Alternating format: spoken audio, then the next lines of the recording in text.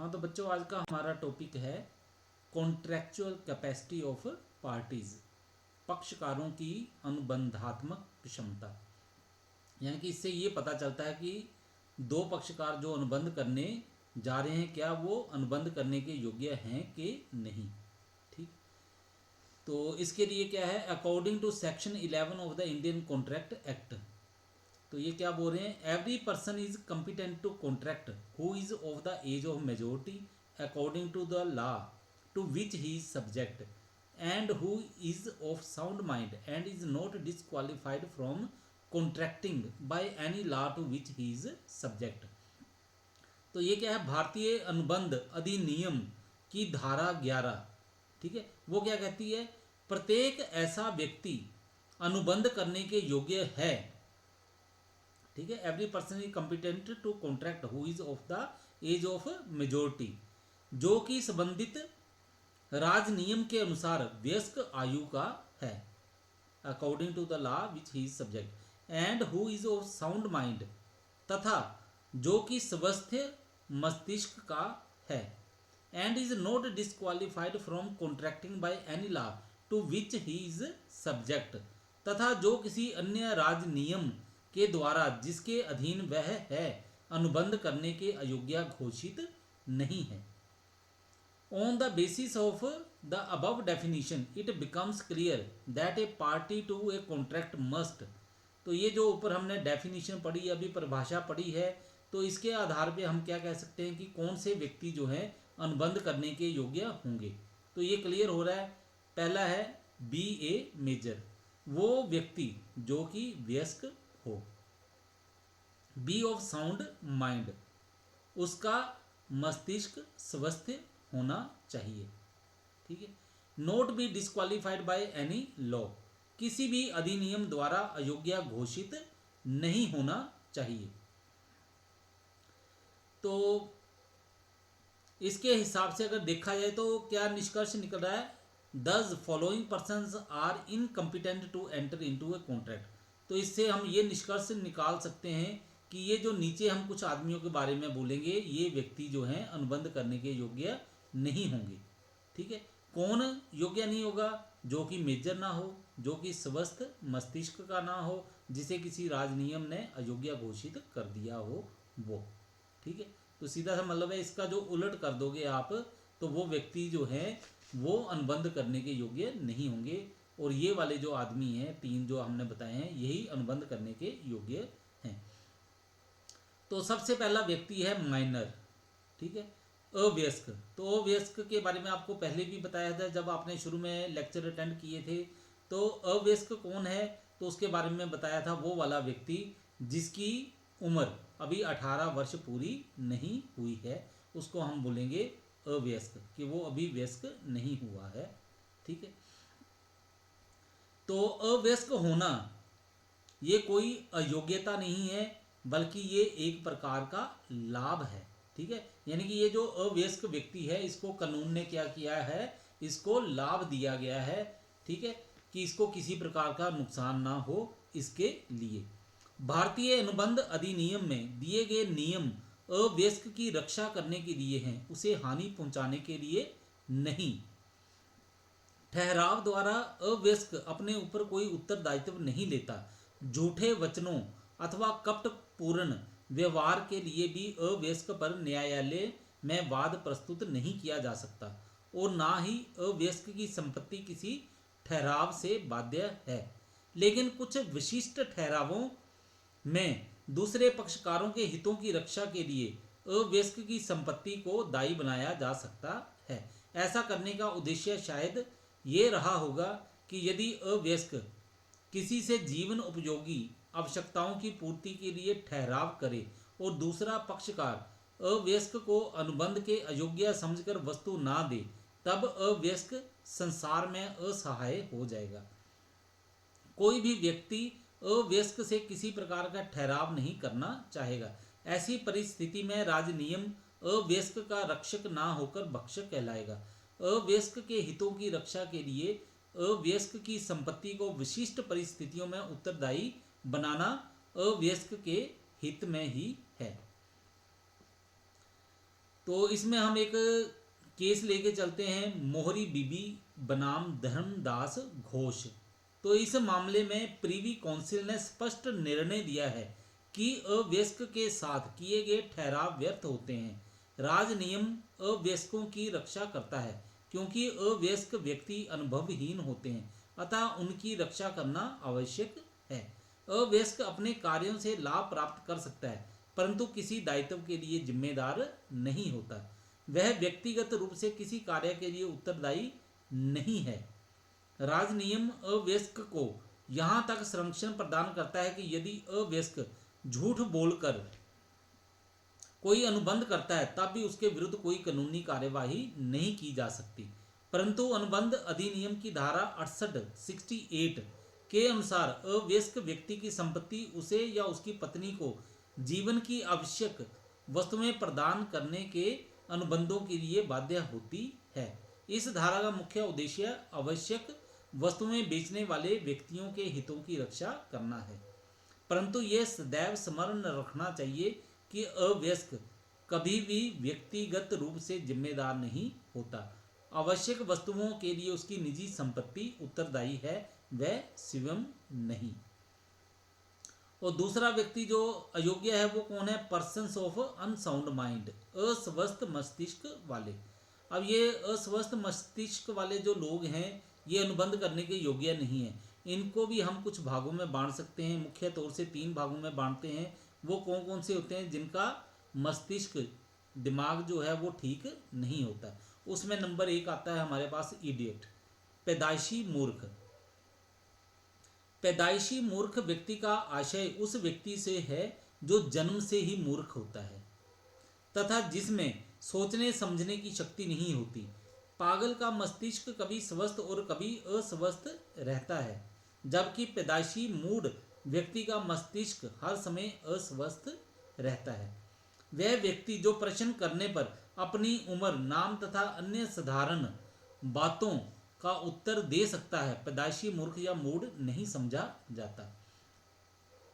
पैदाइशी मूर्ख अर्थात मूढ़ मस्तिष्क का व्यक्ति कभी भी अनुबंध नहीं कर सकता। यदि किसी ऐसे व्यक्ति को जीवन की आवश्यकताएं प्रदान की गई हैं तो उनका मूल्य उस व्यक्ति की संपत्ति से वसूल किया जा सकता है, किंतु उनके लिए वह व्यक्तिगत रूप से उत्तरदायी नहीं है। कानून ऐसे व्यक्तियों की रक्षा के लिए ही उन्हें अनुबंध के अयोग्य मानता है, ताकि कोई व्यक्ति अनुबंध करके ऐसे व्यक्तियों को वैधानिक रूप से हानि ना पहुंचा सके। और दूसरे व्यक्ति हैं हमारे पास जो अयोग्य है, वो है अनसाउंड माइंड की श्रेणी में जो आते हैं, वो है ल्यूनेटिक, पागल। अब पागल क्या होते हैं? ऐसा व्यक्ति जो किसी रोग, दुर्घटना या आकस्मिक दुख के कारण अपने मस्तिष्क का संतुलन खो बैठता है, पागल कहलाता है। ऐसे व्यक्ति का मस्तिष्क किसी भी विवेकपूर्ण विचार के लिए अयोग्य होता है। ऐसे व्यक्तियों को 2 श्रेणियों में बांटा जा सकता है। पहले, वे व्यक्ति जो साधारण ठीक ही रहते हैं परंतु कुछ समय के लिए पागल हो जाते हैं। यानी कि ये क्या होता है, ये कभी कभी ठीक होते हैं और कभी कभी पागल हो जाते हैं। ऐसे व्यक्ति केवल उस अवस्था में जब उनका मस्तिष्क नियंत्रण में नहीं है अनुबंध के अयोग्य होते हैं। दूसरे, वे व्यक्ति साधारणतः पागल हैं परंतु कभी कभी उनका मस्तिष्क ठीक कार्य करता है, तो ऐसे मध्यांतर में वे योग्य पक्षकारों की ही भांति अनुबंध कर सकते हैं। किसी पागल के जीवन के लिए या ऐसे व्यक्ति पर आश्रित उसकी पत्नी अथवा बच्चों के लिए उपयोगी वस्तुओं की पूर्ति के अनुबंध भी वैध अनुबंध हैं। तो ये जो पागल व्यक्ति हैं इनके लिए क्या कहा गया है? अगर जिस समय ये ठीक होते हैं, ठीक है, जब इनका मस्तिष्क ठीक है उस समय अगर ये अनुबंध करते हैं, ठीक है, तो उस समय इनको अनुबंध के योग्य समझा जाएगा। लेकिन जिस समय इनका मस्तिष्क ठीक नहीं है उस समय ये अनुबंध करने के योग्य नहीं होंगे।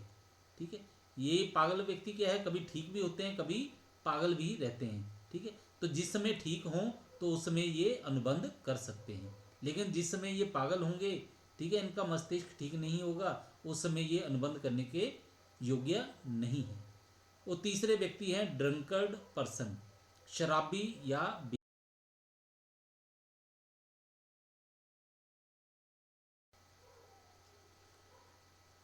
ऐसा व्यक्ति जो शराब के नशे में है या किसी बीमारी के कारण बेसुध है वह विवेकपूर्ण निर्णय नहीं कर सकता है, अतः उसके द्वारा किए गए अनुबंध व्यर्थ होंगे। तो इनके लिए भी जो अनुबंध के लिए शर्त है वो उसी तरह से है जैसे कि ये पागल व्यक्तियों के लिए थी। अगर ये नशे वाले व्यक्ति अपने होश में हैं, इन्होंने नशा नहीं किया है, तो ये उस समय अनुबंध कर सकते हैं, अनुबंध करने के योग्य इनको माना जा सकता है। लेकिन जिस समय ये नशे में हो उस समय इनके साथ अनुबंध नहीं किया जा सकता, ये अनुबंध के लिए अयोग्य होंगे। तो अनुबंध के लिए अयोग्य व्यक्ति का मतलब क्या होता है ये देखने लेना। अनुबंध के लिए योग्य व्यक्ति का मतलब है जिसके साथ अनुबंध नहीं किया जा सकता है, अगर अनुबंध कर लिया जाए तो उसके ऊपर किसी प्रकार का वाद प्रस्तुत नहीं किया जा सकता है। ठीक है, यानी कि वो व्यक्ति जिसके खिलाफ हम वाद प्रस्तुत ना कर सकें उसको हम मानते हैं कि वह व्यक्ति अनुबंध करने में सक्षम नहीं था। इसके बाद आती है हमारे पास तीसरी श्रेणी, वो है अदर डिसक्वालिफाइड पर्सन्स, अन्य अयोग्य व्यक्ति। तो अन्य अयोग्य व्यक्ति क्या है? ये वो व्यक्ति हैं जो दिमागी तौर पर बिल्कुल ठीक हैं, ठीक है, इन्होंने एज ऑफ मेजोरिटी भी प्राप्त कर ली है, लेकिन इनको राज नियम ने अयोग्य घोषित किया है। तो वो कैसे लोग हैं? उसमें आते हैं हमारे पास नंबर 1 एलियन एनिमी, विदेशी शत्रु। एक विदेशी शत्रु किसी भारतीय नागरिक के साथ अनुबंध नहीं कर सकता। विदेशी शत्रु वह है जिसके देश के साथ भारत का युद्ध घोषित हो गया है। यदि युद्ध छिड़ने से पहले कोई अनुबंध किया गया था तो उसका निष्पादन युद्ध काल में स्थगित कर दिया जाता है और युद्ध समाप्त होने पर उनका निष्पादन किया जा सकता है। यदि राष्ट्रीय हित में ऐसा करना आवश्यक है तो युद्ध समाप्त होने पर भी ऐसे अनुबंधों के निष्पादन पर रोक लगाई जा सकती है। ठीक है, कोई भी ऐसा व्यक्ति विदेशी शत्रु, ठीक है, विदेशी शत्रु किसे कहा गया है? ऐसे व्यक्ति को कहा गया है उस देश के वासी को जिसके साथ भारत का युद्ध जो है वो घोषित हो चुका है। अगर उसके साथ किसी भी प्रकार का कॉन्ट्रैक्ट किया गया है तो उसका निष्पादन जो है वो नहीं किया जाएगा जब तक कि युद्ध समाप्त ना हो जाए। युद्ध समाप्त होने के पश्चात भी अगर राष्ट्र हित में है तो भी उस कॉन्ट्रैक्ट का निष्पादन जो है वो नहीं किया जाएगा। नंबर 2 है हमारे पास फॉरेन सोवरन्स, विदेशी सम्राट या फिर राजदूत तथा प्रतिनिधि। विदेशी सम्राट, उनके प्रतिनिधि या राजदूत भारतीय न्यायालय के अधिकार क्षेत्र से बाहर हैं। इन लोगों पर भारतीय न्यायालय में मुकदमा नहीं चलाया जा सकता, जबकि इन लोगों को अधिकार है कि वे अपनी इच्छा अनुसार भारत में अनुबंध कर सकते हैं और उसे भारतीय न्यायालय में लागू करा सकते हैं। किंतु जो पहले सम्राट रह चुके हैं लेकिन अब सम्राट नहीं हैं, उन पर यह नियम लागू नहीं होता। ठीक है, उसके बाद है प्रेसिडेंट ऑफ इंडिया, भारत के राष्ट्रपति हैं। इनके खिलाफ किसी भी प्रकार का वाद जो है वो प्रस्तुत नहीं किया जा सकता, किसी भी कोर्ट में इनके खिलाफ मुकदमा नहीं दायर किया जा सकता। ठीक है, उसके बाद है हमारे पास चौथे नंबर पे प्रोफेशनल इन एलिजिबिलिटी, ऊंचे पेशे वाले व्यक्ति, पर्सन्स ऑफ हाई प्रोफेशन। ठीक है, तो प्रोफेशन के कारण ये क्या है? कॉन्ट्रैक्ट करने के इन एलिजिबल हैं। ठीक है, यानी कि सक्षम नहीं है। वो कौन से हैं? कुछ व्यक्ति ऊंचे पेशे के कारण अनुबंध करने के योग्य नहीं होते, जैसे बैरिस्टर। इंग्लैंड में बैरिस्टर व्यावसायिक शिष्टाचार के कारण अपनी फीस के लिए वाद प्रस्तुत नहीं कर सकता।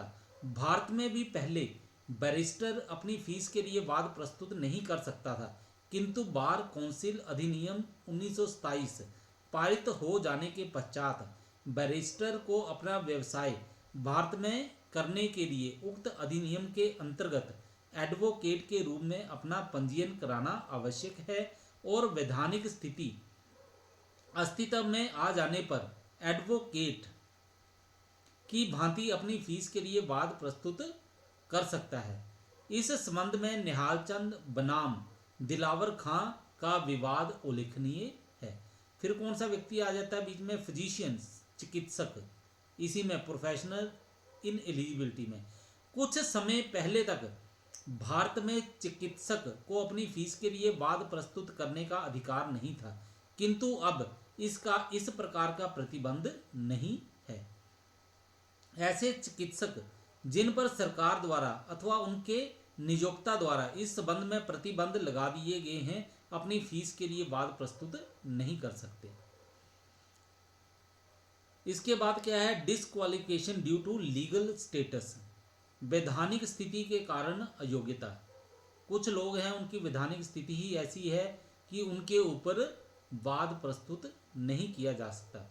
ठीक है, कुछ व्यक्ति तथा संस्थाएं अपनी विशिष्ट वैधानिक स्थिति के कारण अनुबंध के योग्य नहीं होते, जैसे कैदी, कन्विक्ट्स, वह व्यक्ति जो न्यायालय द्वारा घोषित कैद की सजा भुगत रहा है, किसी अन्य व्यक्ति के साथ अनुबंध में प्रवेश नहीं कर सकता। वह अनुबंध के लिए अयोग्य पक्षकार होता है, परंतु कैद की सजा पूरी हो जाने पर या सजा की माफी हो जाने पर वह अनुबंध में पक्षकार हो सकता है। ठीक है, इसके बाद और कौन व्यक्ति आता है, इंसॉल्वेंट, वो व्यक्ति जिसका दिवाला निकल चुका हो। ठीक है, वो भी अनुबंध करने के लिए अयोग्य है। दिवालिया से आशय उस व्यक्ति से है जो अपने ऋण संबंधी दायित्वों के भुगतान करने में असमर्थ है तथा जिसे सक्षम न्यायालय द्वारा दिवालिया घोषित कर दिया गया है। दिवालिया व्यक्ति वैध अनुबंध करने के लिए अयोग्य है, परंतु न्यायालय में मुक्ति आदेश मिलने के पश्चात वैध अनुबंध करने के योग्य हो जाता है। और इसमें आता है हमारे पास सार्वजनिक निगम अथवा कंपनी। कंपनी अधिनियम के अनुसार निगम में समामेलित कंपनी, स्थानीय संस्था, नगर निगम इत्यादि सम्मिलित हैं। ये संस्थाएं एक कृत्रिम व्यक्ति हैं जो अपना एक पृथक वैधानिक अस्तित्व रखती हैं। ये अपने नाम से संपत्ति खरीद सकती हैं, वह क्रय विक्रय कर सकती हैं और अनुबंध स्थापित कर सकती हैं। अनुबंधों पर कंपनी की मोहर लगी होनी चाहिए और एक अधिकृत अधिकारी के हस्ताक्षर भी होने चाहिए। कंपनी एक वैधानिक व्यक्ति है। एक व्यक्ति की भांति कंपनी अनुबंध कर सकती है, परंतु कंपनी अपने पार्षद सीमा नियम तथा पार्षद अंतर नियम में दिए गए अधिकारों के बाहर कोई अनुबंध नहीं कर सकती। अतः कंपनी अनुबंध करने के अयोग्य तो नहीं है, परंतु उसकी योग्यता सीमित है। फिर उसके बाद आता है विवाहित स्त्रियां, मैरिड वीमेन। विधान की दृष्टि में अनुबंध करने की क्षमता के संबंध में पुरुषों और स्त्रियों में कोई अंतर नहीं है। अतः वयस्क और स्वस्थ मस्तिष्क की विवाहित अथवा अविवाहित स्त्रियां अपनी इच्छा अनुसार अनुबंध कर सकती हैं।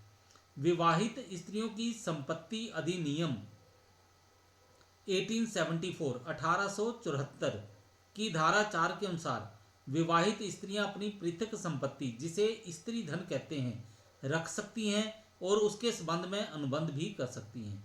उनके द्वारा अपनी पृथक संपत्ति के संबंध में किए गए अनुबंधों की मान्यता के लिए पति की सहमति आवश्यक नहीं है। वे अपने पति के धन के संबंध में अनुबंध नहीं कर सकती, किंतु यदि पति अपनी पत्नी का पालन पोषण करने से इनकार कर देता है तो सभी संप्रदायों की स्त्रियां जीवन की आवश्यक वस्तुओं के लिए अनुबंध कर सकती हैं। ऐसे अनुबंधों के लिए उनके पति उत्तरदायी होंगे। यदि कोई स्त्री अपनी इच्छा से अपने पति से पृथक रहती है और उसका आश्रय छोड़ देती है तो उसका पति जीवन की आवश्यकताओं के लिए किए गए अनुबंधों के लिए भी उत्तरदायी नहीं होता।